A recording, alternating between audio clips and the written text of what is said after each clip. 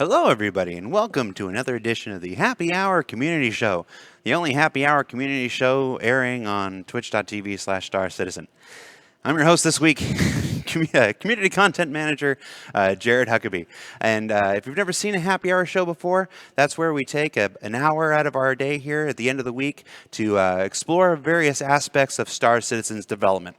Whether that's developing a game system live with input from the fans in our happy hour game dev segments, or playing the latest builds in our happy hour showcase segments, or chatting here with developers in our happy hour interview segments. This is our casual behind the scenes look at the development of Star Citizen and the people that are actually making the game.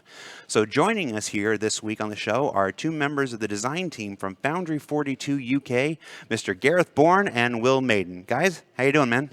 Hey, how's it going, Jared? I'm doing well. Thank you. I'm doing great. How about you, Gareth? Do we all check in? I'm doing great. Okay. We've established that we're all doing great. Thank you so much for taking the time and being on the show. It's always a treat when we can have people from the UK because it's hard to coordinate with time zones. I know you guys are staying late in your day to be with us today, so we absolutely appreciate it. No problem. So, for those who are watching and have never watched a happy hour show before, we're going to talk to these developers. We're going to take some questions live from the chat. We take questions from two places, from Twitch chat, again on twitch.tv/Star Citizen, or in Spectrum general chat. You can go into either one of those and submit us questions throughout the course of the show. Please submit your questions with the word question in capital letters surrounded by brackets. It's going to help us separate it and find it amongst all the other conversation that's going on. And if you are watching this on YouTube, welcome. We can only take questions from the other two platforms, so you can jump onto one of those if you wish to submit your questions to us. So before we get started, we are going to talk a little bit about what you guys do for Star Citizen. Will, why don't you start us off? Tell us who you are, what you do for Star Citizen. Okay, I'm Will, and I'm a senior system designer for mainly for the PU, but I've just started recently looking at some stuff for Squadron 42's campaign as well. Awesome. And how does Squadron 42 end? There's a credit sequence. There's some really tasteful music, and then a deep feeling of I need to know what happens next. That's probably exclusive, but don't tell anyone because I probably shouldn't have said that. That is the best answer I've heard from that, because I torture Dave Haddock with that every time a tour comes through. So you give a better answer than Dave Haddock, so I'm going to tell him. All right. Nice. Continue. What are you doing for Star Citizen? So at the moment for 3.0, I'm overseeing the design and implementation of the cargo system. Mm-hmm. That's kind of been my baby for the last maybe 12 months now. Since moving into system design, my first task was to look at how cargo works and make sure that's what we all want to play, and it's kind of in line with what Chris wants the trading side of the game to be. So I've been working with the Austin guys in commodities and the economy design of like let's get the trading off and out there. Mm-hmm. So yeah, I've been looking at the cargo side of things. Also, quite recently, I've been looking at the persistence system. What happens when you log out? What happens when you die? Which leads on to the insurance system. They've kind of gone hand in hand. So yeah, for 3.0, I've been looking at those systems. Also looking at the radar and scanning system, making sure now that we're switching over to item 2.0, a lot of emissions have started to become a real thing, the heat generated from engines and the power draw and things like that.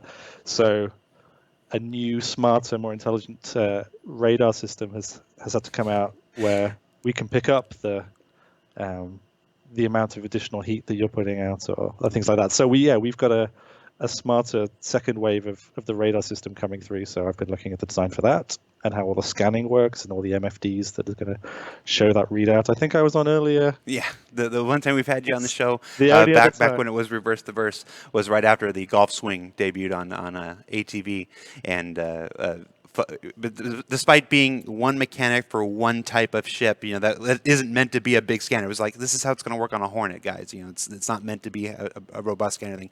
There was a bit of confusion back in the day, and you came on the show and helped us clear that up. So I love a good outrage. It's it's fantastic. Well, it wouldn't be game development without a couple.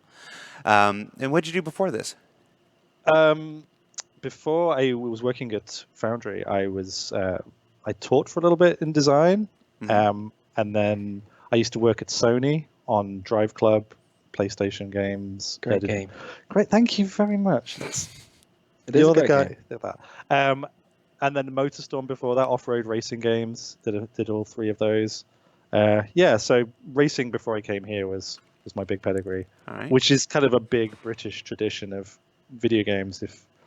Gotcha. We've probably got way more racing studios than any other country. And you've been working on racing in Star Citizen as well as of recently. Yeah, we've been looking at how we're going to update and improve our racing gameplay. Okay. So that's something I've been keeping an eye on. All right. So questions for Will can include cargo, insurance, persistence, radar, and racing. So we have a variety of topics we can talk about today. Very broad is my remit. Yep. And Gareth, you're up. Who are you and what do you do for Star Citizen? I am a live designer, Live designer. which is a weird one. Are you Yeah, saying undead that designer. Will is not a live designer? I'm undead. Yeah. A lot of people in the industry actually ask me, like, what does that even mean? What does live design mean? Well, now we're asking you. Yeah. So it's I work on the PU, which is kind of like the live aspect of our game, and I handle a lot of the technical side things within the PU. And by that I mean I use Solid to build solar systems, Mm-hmm. which is really super awesome. And I handle placing of derelicts and outposts. I'm kind of like the design liaison between tech art and art. And I'm there with my riot shield, like, you can't get to art until you get through me.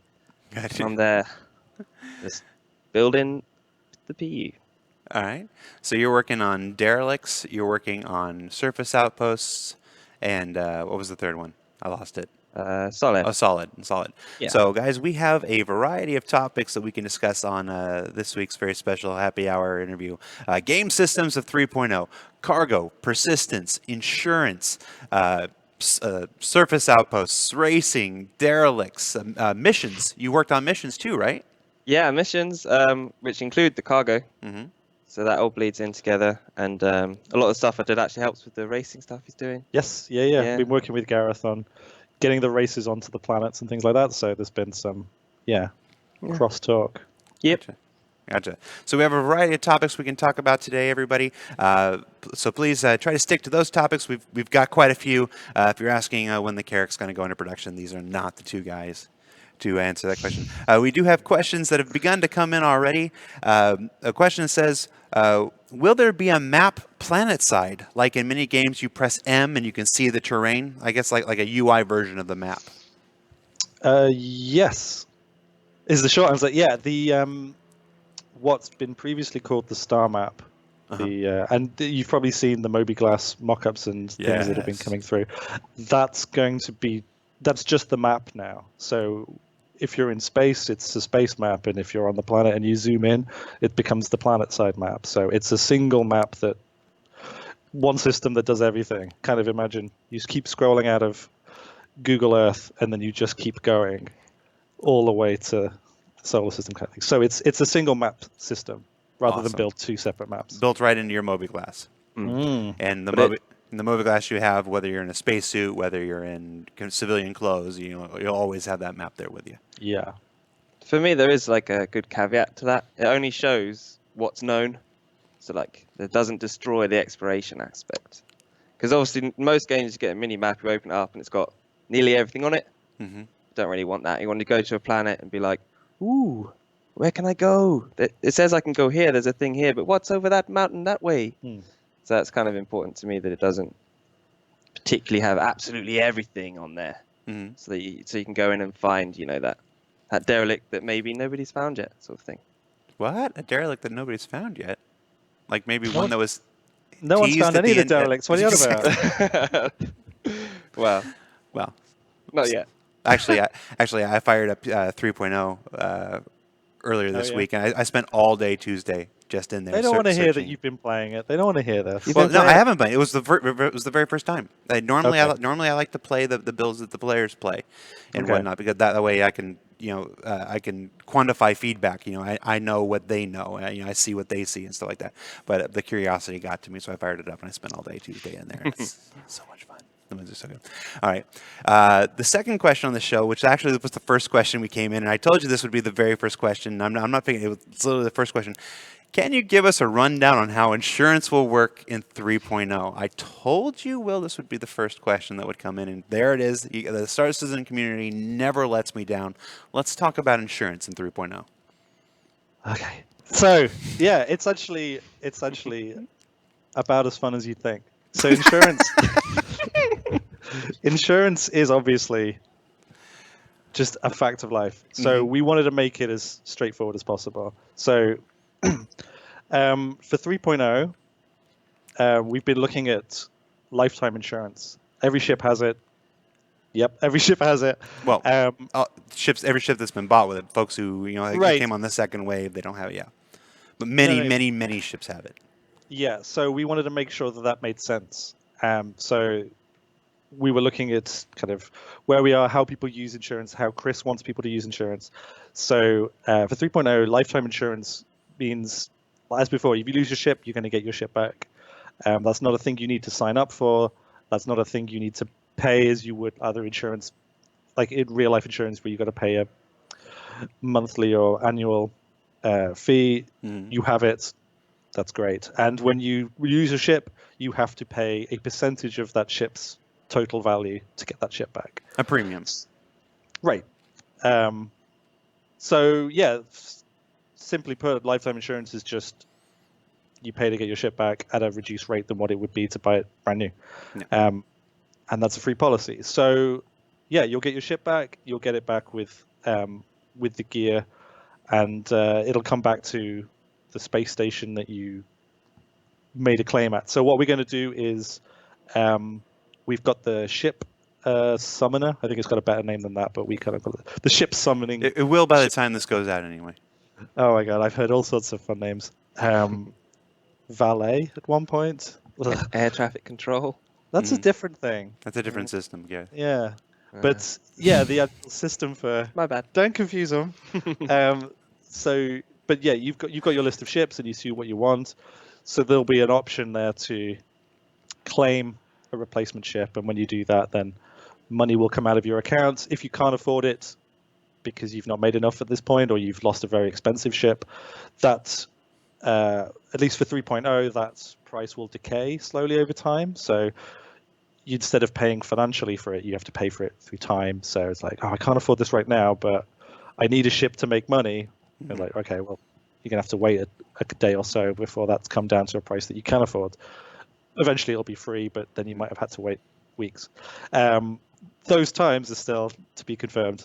But yeah, the idea is that you will have to wait for some time, and then you'll pay for your ship, and then you'll have some processing time, and then your ship will be delivered back to the station that you made the claim from. Gotcha. I think what you were referring to before, every ship has insurance because every ship that we've sold has not had lifetime insurance, but it's had some version of insurance. Whether you bought it at the last anniversary sale and you've got 4 years of insurance, or you bought it, off season, it's only got 3 months of insurance. Every ship has insurance. So for 3.0, which is our very first rollout, I mean, it is not the final version of how insurance is going to work. It is, we have to start somewhere.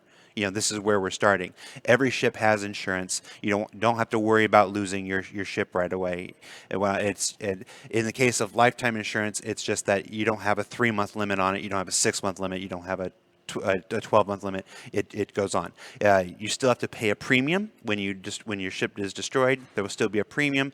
That premium will decay as time goes on. I think right now we're thinking a 24-hour period.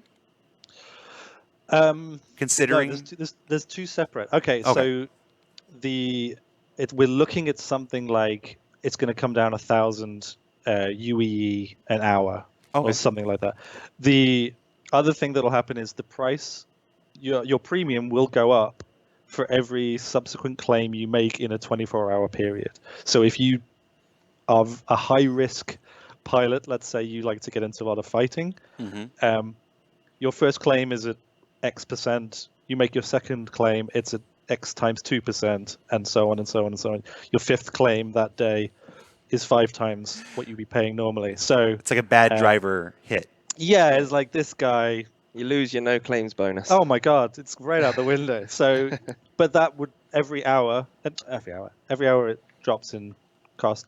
Every 24 hours, we forget everything after 24 hours of that thing. So it's like if you've had a bad day, spend the rest of your evening trading.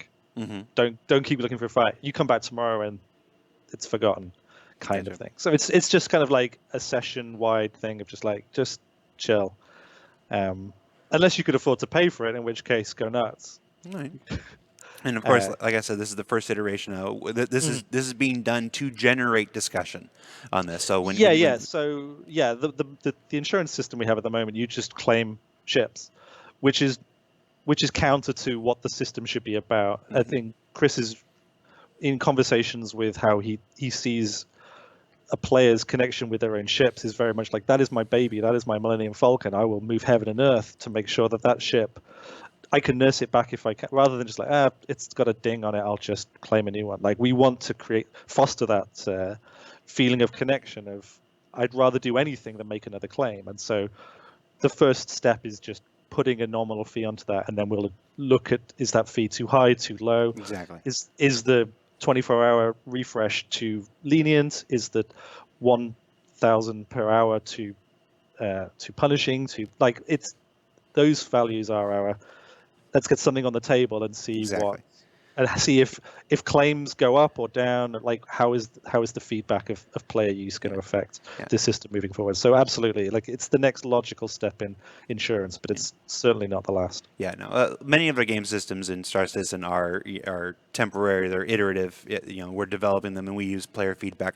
This one is no different. In fact, this one is it's ripe for citizen feedback. So please, when you guys get it in 3.0, please hit the spectrum. Make your threads. Let us know what's going on. Now let's talk a little bit before we take another question. Let's add on to this while we're on the topic of insurance here, and talk a little bit about what we're thinking about, what we're exploring for the future. For instance, lifetime insurance or any insurance that comes on a standard base hull only covers the default equipment. What happens when people want to upgrade their weapons and whatnot? Will they have to purchase another policy?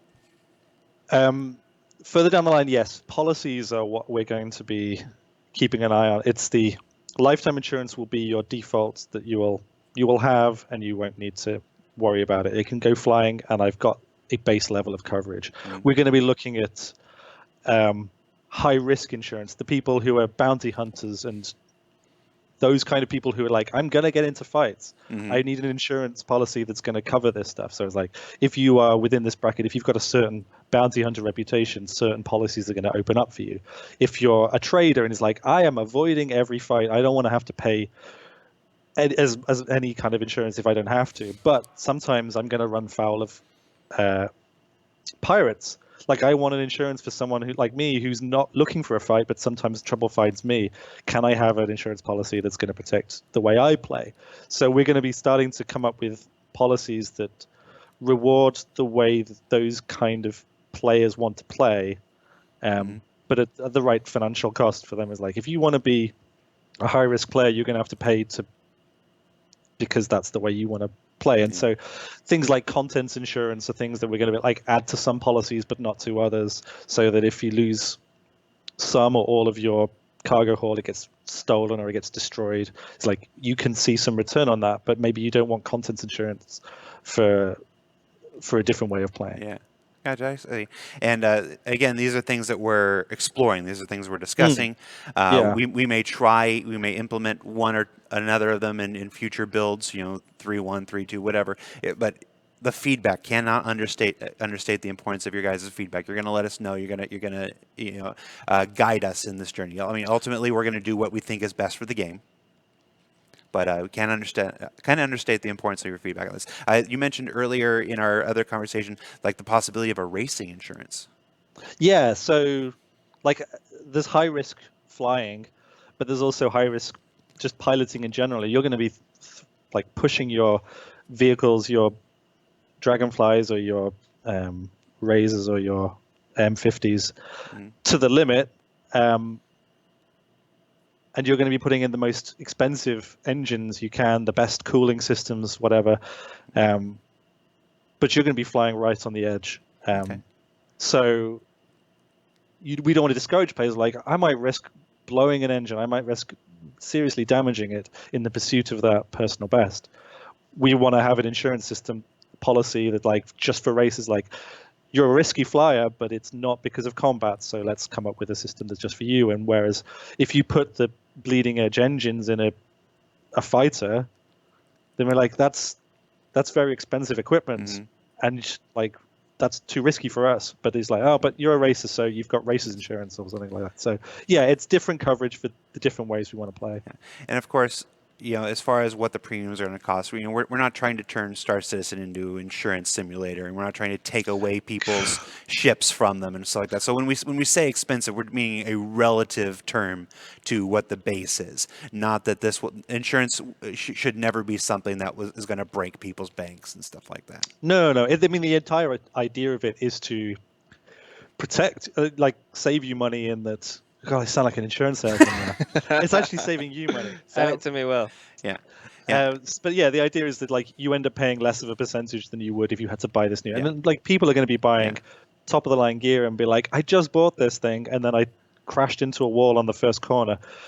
Oh my God! It's like, don't worry about it. You've got race insurance. Get back into the race. Yeah, and from an intention standpoint, because I've had this conversation with Chris a number of times, we want to instill a level of responsibility in gameplay. We don't want to break your bank. We want to protect you from being able to lose your stuff, but we also want to add a level of responsibility so you don't just go out and do the crazy, stupid stuff with no regard to how it's going to impact you or the universe around you.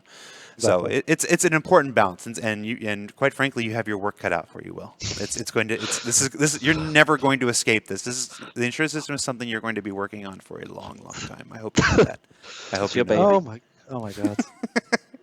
And here's someone who hates car insurance. Like, I have to. Who doesn't know, right? I know, it's not a fun thing. So I'm like, can we not do any of this? You have to make insurance fun. I believe in you. Oh my God. And finally, one more thing before we move on from insurance. We spoke earlier about levels of insurance. Like the whole insurance that comes when you buy the ship is like a base level quality, in insurance. Even the lifetime insurance, it's a base level quality. It's just a base level that doesn't expire. We're exploring the possibilities of higher quality insurance and even the ability to insure your whole fleet, at once, kind of thing, right? Yeah. So the idea being that because we don't want to have like, I've got 3 separate policies with 3 separate types of ship, is like, well, you could just put everything on one policy and forget about it, because like you're saying, like, who cares about insurance really deep down? They want to be flying. It's like, this is just a way of it encouraging a responsibility and consequences, so it's not just I get another ship for free. But we want it to be as painless and as simple as, like, you buy a ship, if you've got lifetime insurance, you don't even need to worry about it. But if you want to start taking care of it, then it's like, then you start seeking out, if you've got a good reputation, all of a sudden these people will open their doors to you, and then you can get better insurance. So it's kind of a way of having the consequence of, if you play like a decent human being and you're not a scoundrel, then you get rewarded for that. And if you play like a scoundrel, then you don't get those great deals, but then maybe there's a kind of a pirate policy. Sorry, Gareth. That's okay. This is interesting for me too. Don't worry. Yeah, is that the kind of player you are? No, I think I'll be a scoundrel. Okay, that's what I meant. I look like a pirate. That's what I meant. You're going to be screwed out of the better rates, is what I was. But there may be all sorts of like pirate organizations that want to take care of them.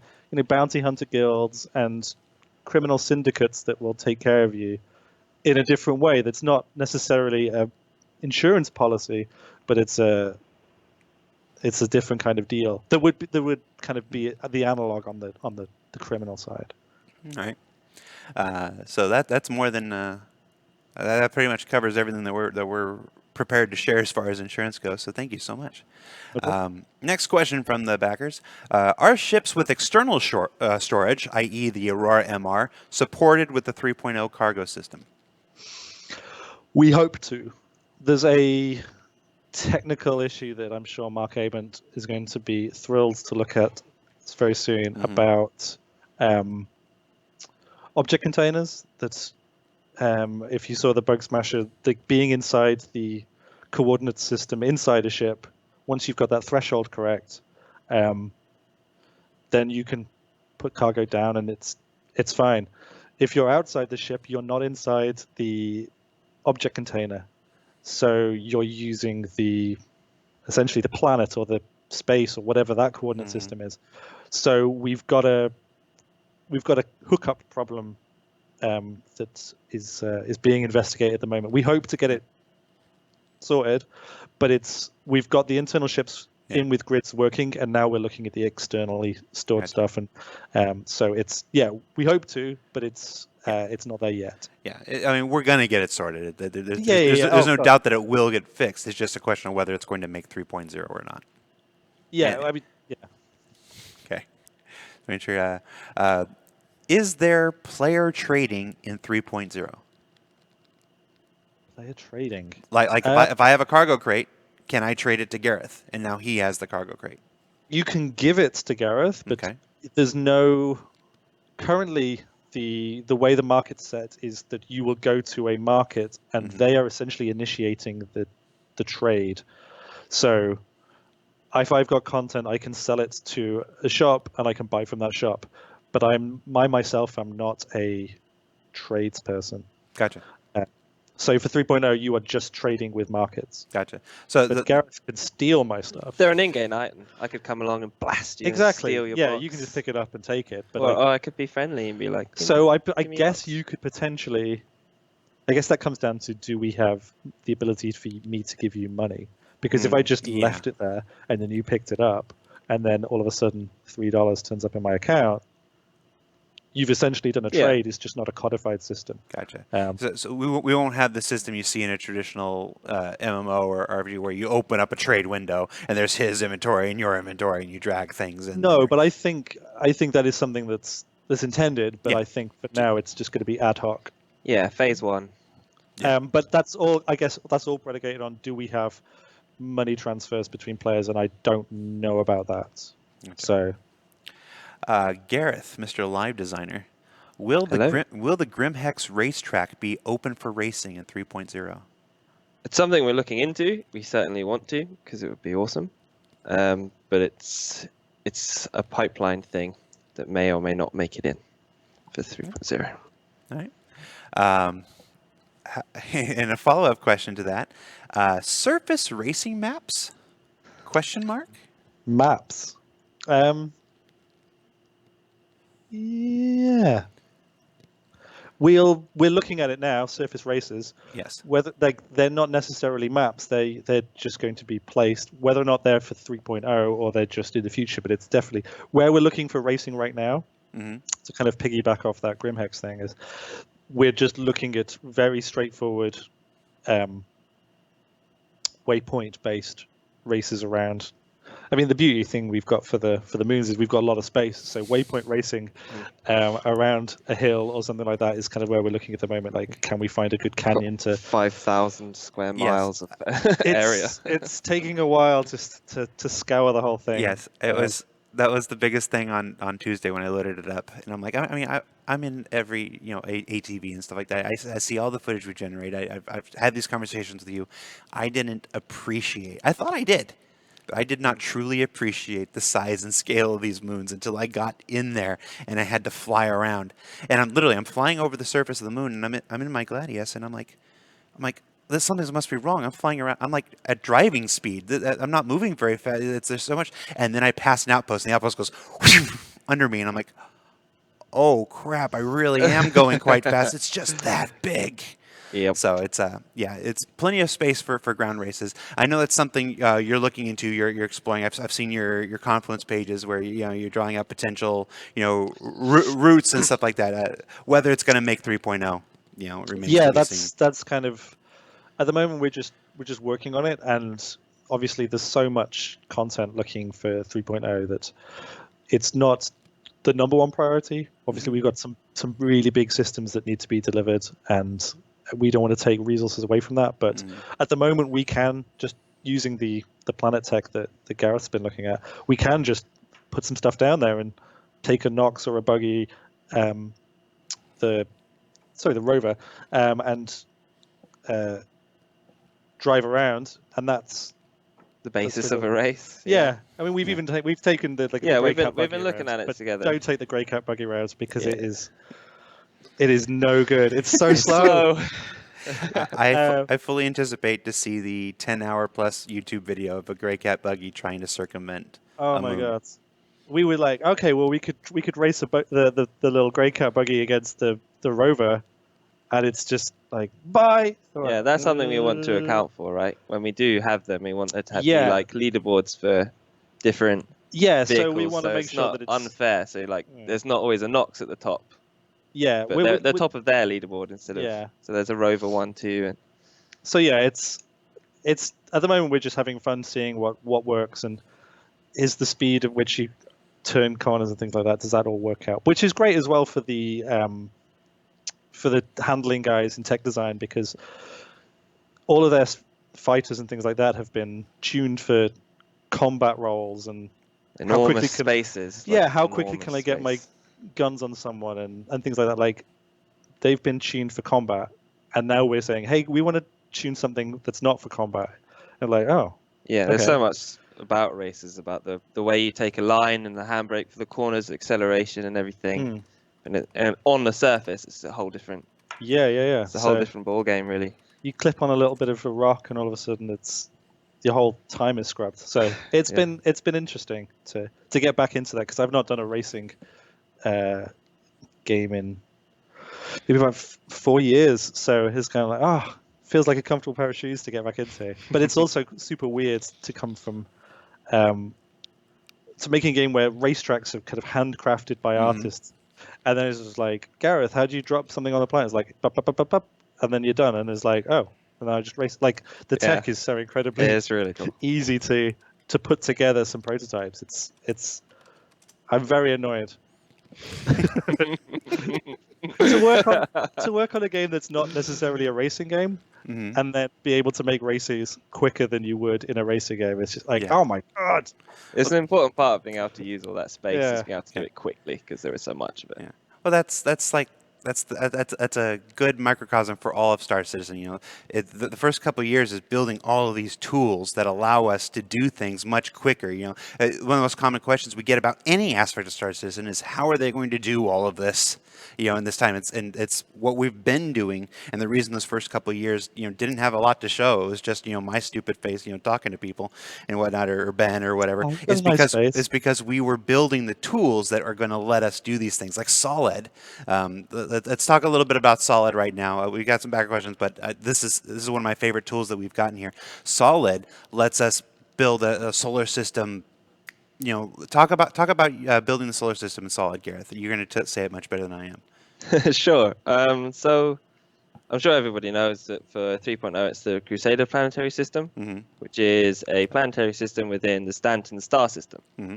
One of 4, in fact. So what I've done is I've actually built the whole of the Stanton system, and the Crusader planetary system is the polished one. But what I can do is I can just take a planet, drag it in, make it like a parent planet, like say, Stanton star is a parent of the entire system, because everything is orbiting around the star. And then I can drag in, say, Yellow and Crusader, and make Yellow a child of Crusader, a child of Stanton, and then it just does this amazing orbiting and rotating based on who belongs to who. And then I can set the distance away from Stanton, so Crusader is however far away. We're talking AUs, which is just a ridiculous distance. It's the distance from, I think, Earth to the Moon is an AU, right? An astronomical unit. Earth to the Sun. Earth to the Sun. It's time it takes light. So we're 8 AU from the Sun, because it takes 8 minutes. I had to request the guy that made Solid to give me an option to change it to kilometers, so it was a value I could understand. Dumb it down for me, I was like, can I have kilometers, please? Less science. Who thinks in AU though? Nobody thinks in AU. The guys who made some of our backers think in AU. Some of our Oh, backers man, they're sitting there. They're like, "Will this couch fit in my living room?" And they're measuring it in partial AU. I promise. Oh, that's crazy. We have the fan base that goes for this stuff. I didn't ask for feet, so there is that. You keep it metric, mate. Come on. Yeah, I'd have been the Can a-hole I have asking an for feet. imperial system, please? So I can just tell that it's distance, and then the distance of the child, and then I can drop, say, Port Olisar in. Port Olisar belongs to Crusader, and then it'll sit there nicely, and I can say how far away that's going to be, and can move it up and down, and all sorts. Gotcha. It's amazing. Just throw a solar system in there. And I'm going to put you on the spot right here. We have a happy hour game dev in 2 weeks. Gareth, will you come back in 2 weeks and help us build a system in Solid live? Well, this has been such a pleasure. How can I say no? Come on. All right. So we'll Awesome. There's proof that you actually know how to do this. Yeah, Yes. I'm not just talking nonsense. It's Yes. real. Yeah, no. Yeah, that would be great. All right, this is one of my favorite tools that we've built, so I really want to show it off. So in 2 weeks, little commercial here in the middle of the show. In 2 weeks, we'll come back. We'll have Gareth from the UK here, and we'll build a solar system out live with input from the fans. We'll let them pick the planets, and the moons, and stations, and stuff like that. Can you name them? Yeah, you can name them. You can do anything. It'll answer a lot of how on earth are they going to do this questions, because people will be like, "Wow, we will build made a system together." We will build the Happy Hour star system. In 2 Yeah, it's weeks. gonna be great. Someone's going to make a GIF of you doing that there. It's going to be so good. All right. Oh, come on. So I don't want to be a meme. all right, so here's a question for Mr. Live Designer. How will there be variety in the missions so it doesn't feel as repetitive as it is now? Ooh. Backhanded. Ooh. Oh, I know. I think they're a little snippy there in that question, aren't they? That's a good right. question. It's all right. It's all right. It's a valid opinion. It's Yeah, very valid. not everybody has to be happy with everything that it is. We are a game in progress. We made missions in a very, I would say, traditional sense for previous releases. Mm-hmm. So they're very much A to B to C to D and back again, whatever, and it's First the same iteration, every time. Tier 0. Yeah, first iteration. There aren't bad missions. I think there's some awesome ones in there. But what we've got now is modular missions. So the start and the end are typically, say, cargo. You would need to collect the cargo from an outpost and deliver that cargo to a office somewhere. So it could be Port Olisar, it could be Grim Hex, it could be anywhere really. Mhm. But what it does now is it will choose based on the type of box. Say it's food, luxury food. It'll go, well, that's a hydroponics type item, and that can only spawn in a hydroponics outpost. So it'll go, it's got a vast array of outposts, and it'll just pick one based on like whether I tell it to pick one of a certain type or just one at random. And then it'll find a storage room in there, and it'll spawn the box on a shelf in that storage room. No.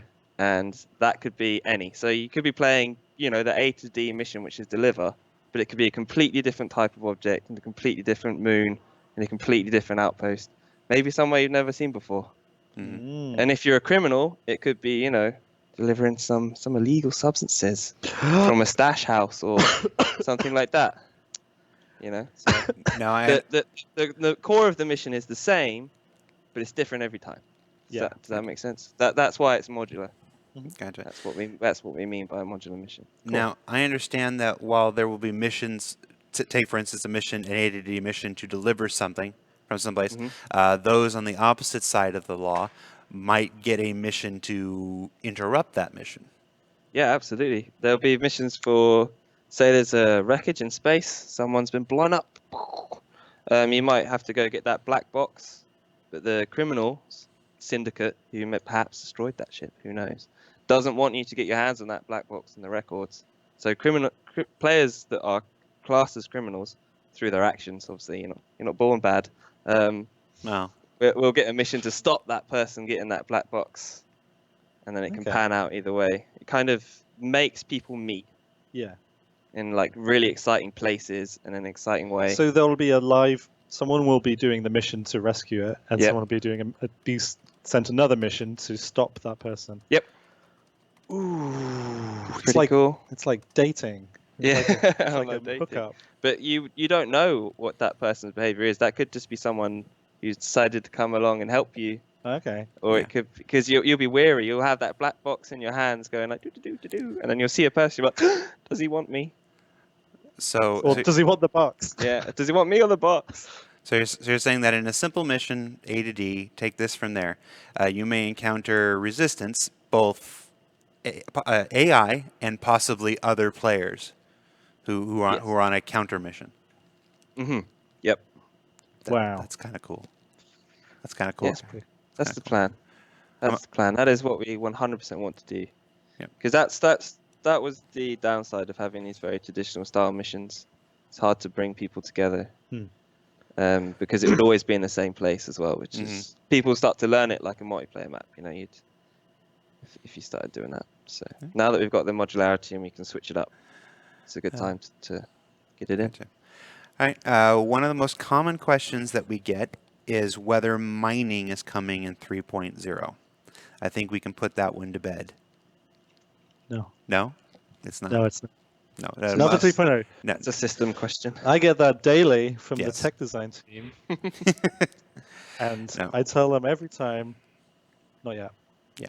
It's something we'd love to do, but I think once we've got cargo in, we will have the ability to actually move the commodities, and we needed to get those initial trade routes through, and then we can have places to actually take the ore that you've dug up. So it's definitely in terms of priority, we need to get cargo, and then we can get mining, and then It's like the icing on the cake. Yeah. You need the sponge. Yeah, we need that base level. Well, if this were a JIRA, it would be the mining JIRA. It would say blocker cargo. You know, Why did you have to? Yeah. You didn't have to bring Jira into this. I am a JIRA master now. Really? In my no. in my new position, I've had to send JIRAs out to all kinds of stuff. So they're slowly turning me into a producer, and I hate it. We were all having a nice time. I and don't then know. We were having You were having a nice time, then you put work into it. Then I put work into it. Okay. How will players helping me complete a mission or haul cargo get paid? Will there be some kind of what are the co-op options for missions? It's a system thing again, really. we have a kind of a service beacon. I think it's been talked about a few times, this idea of creating my own missions. So I have a thing that needs doing, and I can bring on extra hands to help me do it. That is a more codified system whereby if I need Gareth's help in something, I can create a mission that Gareth can accept, as well as all the missions that are on the job boards around. He could accept a mission that another player has created, and then it's a legally binding contract. I have promised to pay him X amount of money if he helps me kill a bunch of wrong-uns. So, and then on a certain level of wrong-uns have been killed, it's considered mission successful, and that money will transfer, and you did a good thing. If they didn't kill, if you didn't do a good job, then you don't get paid, and reputations will be affected and things like that. Unfortunately, that's not for 3. Yeah. So it's where we're aiming for in terms of let's have user-generated missions, but it's the next step in missions. Really, need missions first. Yeah, we need this new modular mission system, and then we can put in user-generated. So unfortunately for 3.0, you're just doing it out of the goodness of your own heart. But we've all got hearts, and we all want to see our fellow Star Citizen do well. So it shouldn't be a problem, right? Yeah. It's been said. It's been said many times before, and it bears repeating. So the new game systems that are going into 3.0 are the tier 0 systems. They are the very first baseline implementations. Nothing that you see today is what Star Citizen will be a year from now. This is an iterative process. You have to start somewhere, and you start small and flexible so that we can see how it works. We can see how players use it, and then make adjustments. Based on that, all the things that we can't anticipate. That no amount of people beating their heads on a topic in meetings every single week. We think we anticipate everything, and the players get a hold of it, and you're like, oh. So it's important to have these base level systems in place and build upon that with each successive release.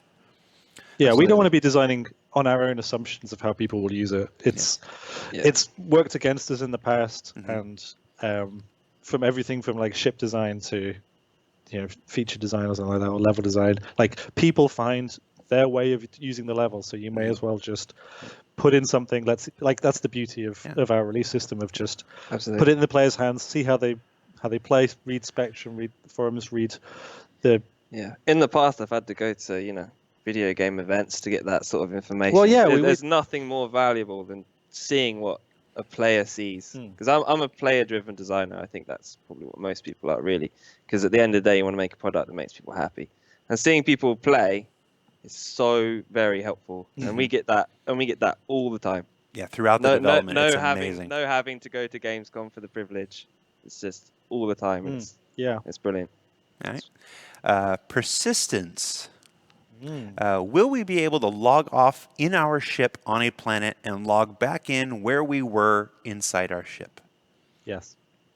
Yep. That's absolutely the plan. It'll be done through the bed. So those of you with beds. So wherever you go, you get into bed, you log out, and your ship will log out with you. And then when you log back in, you'll be in your bed wherever you left your ship. Okay. Providing that there's no one who's parked right where your ship was and like, where's he gone? Sits there. You will come back like a meter to the left of it. But yeah, pretty much where you were. Follow-up question then. What happens if you've landed in your Avenger or something, it doesn't have a bed, and you log out inside your ship? That's a short-range ship that should... currently... there's some debate about that. It's that we want the beds to be important in the logout system. Obviously, not all ships have beds. Avengers have beds. No, not all ships have, like the Gladius didn't have a bed. There's plenty of ships that don't have interiors. I was going to say there's some back and forth. There's very vocal discussions happening from different sides of the design department about like should we encourage through the systems players to like, you've got a short range fighter that doesn't have a bed, you need to get back to civilization. It's not a ship for going exploring in. You used to be able to, but now maybe. Gotcha. We want to encourage a certain level of use. There's another school of thought that is equally kind of like, well, why not let them? So for 3.0, I think we're currently veering on the side of letting people, regardless of bed, but it's still it changes week by week. So it's good. You gave exactly the answer I was hoping you would give. I wanted to illustrate that we have many of the same conversations that our community is having on Spectrum, on the forums, on Reddit. We have many of those same conversations internally, and it can take a while to build a consensus. And then, as they've seen in many cases, we can decide on one thing. Well, let's just try this thing and see how it works. Sometimes it's like there's an equal argument for it encourages players to play this way, and that's the way that we see the game going. And on the other hand is like, but are we deliberately making it harder for those players for no other reason than theme? And it's like, so are we making a worse experience for those people who aren't necessarily bothered about the theme, who don't really role play, they want to play the game their way? It's like, are we taking away people's ability to play it their way? And like, what is the bigger message here? So it can be hard, whereas like, they're both good arguments. So sometimes we do just put one out and see how it plays for a bit, or who shouts the loudest in a design meeting. And also one of the second I said it, it's why I corrected myself with Gladius. I meant to say Gladius. The Avenger does have a bed. It's in the that's why the second time I said it's a Gladius. I meant the ships with no interior. It's just sure. There's 99 ships, people. I've been living inside this ship. I've been living inside this ship stats matrix, trying to get all these things ready for 3.0 and whatnot. And so my names are crossing over. Imagine how it was for tech design going through 99 ships to update them. And like the Warlock doesn't have a bed, like the Titan and the Stalker does, but the Warlock doesn't because it doesn't have the interior because it's got the EMP thing. So in one regard I was right, but in the other regard I was wrong. And so it's Cool. We do our best. Okay, it's like oh, by the way, folks who watched ATV yesterday, the Caterpillar does not have 15 modules. The Caterpillar cannot No. connect 15 modules. Somebody got a little excited. You know, it's hard not to get excited when you're working on this game. Somebody got a little excited. It was a theoretical. It could theoretically have 15 because they're all modular, but it does not. It does have a limit to the I feel level like of modules. he meant to say components. Yeah. I feel that. Well, either way, it was. That's your official clarification, and now Calyx can breathe again. Hi, Calyx. You can breathe again. I said it. Go back to work. Stop watching this. Okay. We're almost done, guys. We only have about 10 minutes left. See? All right. Questions from the background. Let's see if we can fire around some of these. We have seen cube crates as cargo. Will there be other types of cargo other than just crates in 3.0? No, it's just for now we've got the first pass of this for the cargo grid. So everything is cube shaped because we need to officially Tier organize 0. it. Yeah. So for tier 0, like everything needs to stack properly, and we need to get that figured out. I think all of the cargo you will buy from commodity-wise from a shop will all be Wonderfully packaged in little cubes. yeah, so it can be stacked, like deliberately for that reason. Later down the line, you will absolutely be able to pick up loose items that are irregular shaped, but they won't be able to be stacked. Or you can sit on top of something, but nothing can be stacked on top of that. And then that's a decision you need to make about if I put this tank of this gas or something in, it's kind of loose and it's not properly secure and it can't put anything on it. Like you're giving away cargo space for this thing. So regular standard cargo units will stack, and that's kind of the point of like if you want to optimize your cargo grid, get it in a square box. But you can absolutely later down the line put in irregular stuff. It's just going to cost you space. Diablo in the future. Sorry? Diablo in the future, like trying to manage your little grid of different shaped objects. Tetris. All right. Just to confirm, day-night cycles for moons in 3.0? That is very much under some experimentation as we speak. I believe it. We very much want to, yes. Okay. I can make no promises. Hey, what are you most excited about that is coming in 3.0? Can be a tiny feature or a major gameplay element. Please tell us a spoiler. A spoiler. Well, I'm excited about cargo, and I have been for 12 months. Oh my god! It's that the most exciting thing for me is being next to an outpost or a derelict, and it just looks amazing. And you turn around and you see another planet just hanging on the horizon. Oh, that feeling is just so cool, Mm-hmm. and that never gets old. Throughout development, it just feels so good. You're like, look at this awesome stuff, and then there's so much more awesome stuff over there, and it's just so cool. So yeah, sci-fi. that first time I went from the rings, was it Yella? Yeah, that's what the asteroids. Yeah, rings of Yella down to the planet, crazy. And just like I'm just an editor, so I'm just like scrolling up, and I'm in the asteroid. I'm like scrolling down, and I could look up and see. And you turn around and you see those rings hanging in space. Oh my still. god, yeah. it's just so good. It's so cool.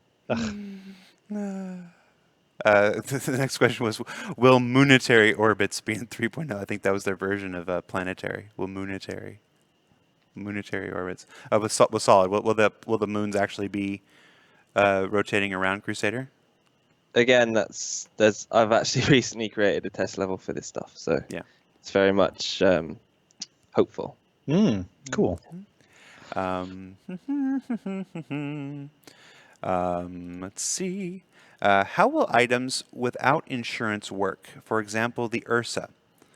The Ursa was sold individually without insurance earlier this year because we hadn't established insurance for ground vehicles at the time that we sold it. So it is. I can already tell you, just based on the look on your face, there are conversations happening internally over here about granting an insurance to the Ursa. We're exploring our options. But right now in the game, the Ursa is the only item that's been in the pledge store that does not have an insurance attached to it. Because it wasn't attached to it when it was sold. I could see some exceptions. Yeah. If you got the Urso with an Aquila, it comes with the insurance that the Aquila has. So if you bought it with the Aquila, it has the LTI. It's a platform limitation that's been in there since the project began, so it automatically inherits. It's one of the reasons when we do multi-ship packs for new concept ships, you can get other ships that have LTI when they're in the same package. But when we did the standalone Ursa sale last year, they were sold without insurance. So we are discussing. We won't leave you out in the cold. We just don't have a. We're not ready to announce what the solution, but it'll make Will's life. We were anticipating your issue. We were anticipating your issue because we realized that there was one thing that doesn't have insurance. It's going to be a 3.0. Also, the Gray Cat doesn't technically have insurance because it was sold in the Voyager Direct store. Oh. So that's what I'm saying. The ground vehicles that we have sold up to this point have not had insurance, but we will have an answer for that. Good. So we're working on it. Because I might want to race those very soon. Yes. Let's see. Any final question? I'm trying to see if we can squeeze any more. There's some character creation stuff. These aren't the guys for character creation, unfortunately. Yeah, a whole series of character creation questions there. Yeah, a lot of character creation stuff. I don't know what that is. Really? Interesting topic. Yeah, it's weird. I don't know where that's come from. Ask an animator. Will Lando's keys be a shippable item? No. Nobody knows where my keys are. It's a question. It's just, will the Big Benny's machines work in 3.0? Work as in like give you noodles? No. I don't understand. No. All right. So that's actually dying down, guys. So we'll go ahead and wrap this up. It's time anyway. Thank you so much for being here on the show this week. It's been great. We've been waiting to go weapons free on a lot of these topics for a while, so it's nice. We don't want to scoop ATV when we got all these segments. Sign up for ATV, but now we're at a point. As we get closer to 3.0 development, ATV's got these features that we can go weapons free on some of this stuff. So thank you so much for being here, Gareth. No I will problem. see you in 2 weeks. Yeah. Oh, yes. Thanks for having me, and you'll see me again. And Oh, yeah, well done. And of course, for those of you who have been watching this and not been paying attention to Spectrum, we have announced the price of our next concept sale. That will be happening next Friday, which is the 21st. July 21st. You can check your calendar to see if I'm wrong with that. The Cyclone will go up for a concept sale next Friday the 21st, and there are 5 variants of this, five different purchasing options. So you look forward to that, and of course we will release all the details, images, and the specific SKUs and all that stuff on the Friday when the concept sales launches, just like we always do. So you have until you have a week now to try to figure out what the Cyclone is.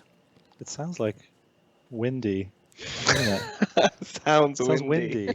I'm just thinking because we just had the hurricane, and that's also windy sound. It's a wind theme. Well, obviously, the writers have weather on their minds, or I don't know. They're the ones who do Maybe. these things. So Is it windy over there? Where the right? that's nice. It's Southern California. It's always a nice breeze and 72 degrees here. Oh yeah. I have no idea what the cyclone is. Good. Means you can't something spoil it. windy. No, Okay. I can't. All right, guys. So for the Happy Hour Community Show, that was Gareth Bourn, live designer for the PU. Will Maiden, senior technical designer. Was that what it was? Systems design. Senior systems designer, both out of Foundry 42 UK, and I'm just the stupid schmuck here. Community content manager Jared Huckaby hosts the show. Thanks for tuning in. Later today, you've got the production schedule that goes out every Friday. Look forward to that. You've got your newsletter. Look forward to that. Also, GameStar Magazine has a feature on the development of 3.0. The digital version of that goes out to subscribers this weekend if it's not already out, and then of course the episode will hit the issue itself will hit newsstands sometimes next week if I understand correctly. Nice. So keep an eye out for that, and of course the Cyclone sale in about a week. So for everybody here, thanks for tuning in, and you can find something else to do now. Bye. Bye. Bye.